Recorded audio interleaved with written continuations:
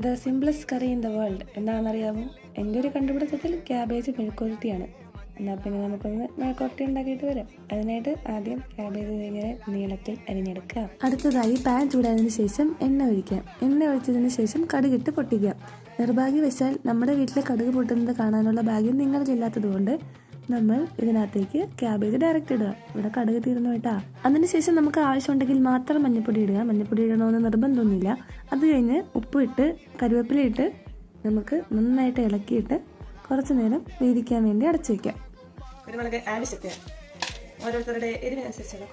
പിന്നെ ചിലർ ചോദിക്കുന്നതാണ്, നമുക്ക് സബ്സ്ക്രൈബേഴ്സ് ഒന്നും അങ്ങനെ ഇല്ലല്ലോ, അപ്പൊ പിന്നെ എന്തിനാ ഇത്ര കഷ്ടപ്പെട്ട് ലിപ്സ്റ്റിക് ഇട്ട് ഒരുങ്ങി കെട്ടി അങ്ങനെയൊക്കെ ചെയ്യുന്നത്? ആക്ച്വലി ഞാനിത് യൂട്യൂബിൽ ഇടാൻ വേണ്ടി ചെയ്യുന്നതല്ല, അങ്ങനെ ചെയ്യണമെന്ന് ആഗ്രഹം കൊണ്ടിട്ടല്ല. എനിക്ക് കുക്കിംഗ് ഭയങ്കര ഇഷ്ടമാണ്. അപ്പൊ ഞാനിങ്ങനെ കുക്ക് ചെയ്യുന്നതിന്റെ വീഡിയോ ഞാൻ എഡിറ്റ് ചെയ്യും. ഗ്യാലറിയിൽ ഇങ്ങനെ ചുമ്മാ ഇടയ്ക്കിടയ്ക്ക് ഞാൻ തന്നെ ഇങ്ങനെ കാണും. ഞാൻ സ്റ്റാറ്റസ് പോലും ഇടാറില്ലായിട്ടായിരുന്നു. പക്ഷെ പിന്നെ സംഭവം കംപ്ലൈന്റ് ആകുമ്പോൾ ഗ്യാലറിയിൽ സംഭവം പോകാതിരിക്കാൻ വേണ്ടി ഞാൻ ഷോർട്സ് ആയിട്ട് ആഡ് ചെയ്യാൻ തുടങ്ങിയതാണ്. അവസാനം ഇങ്ങനെയൊക്കെ ആയത്. അത് അല്ലാതെ നമ്മൾ യൂട്യൂബിൽ ഇടണം, ആരെങ്കിലും കാണണം, അങ്ങനത്തെ ഒന്നുമില്ല. പിന്നെ കണ്ടാക്കുള്ള സന്തോഷം, അത്രേ ഉള്ളൂ. ഇതൊക്കെ എൻ്റെ ഒരു സന്തോഷത്തിനും സാറ്റിസ്ഫാക്ഷനും വേണ്ടി ചെയ്യുന്നത്. ഓക്കെ, ഇടയ്ക്ക് ആ സാധനം ഇളക്കി കൊടുക്കാൻ വേണ്ടിട്ടോ, അല്ലെങ്കിൽ അത് കരിഞ്ഞു പോകും. ക്യാബേജ് ആയി. ഇനി ഇതിലേക്ക് നമുക്ക് ജസ്റ്റ് കുരുമുളക് പൊടി മാത്രം ഇട്ട് കൊടുത്താൽ മതി. അത്രേ ഉള്ളൂ പരിപാടി. ആ കുരുമുളകിന്റെ ആ ഒരു പച്ചപ്പ് മണം മാറുന്ന വരെ ഒന്ന് ആക്കുക. ഫൈനലി അവർ ക്യാബേജ് മെഴുക്കുവരട്ടി ഇവിടെ റെഡി ആയിട്ടുണ്ട്.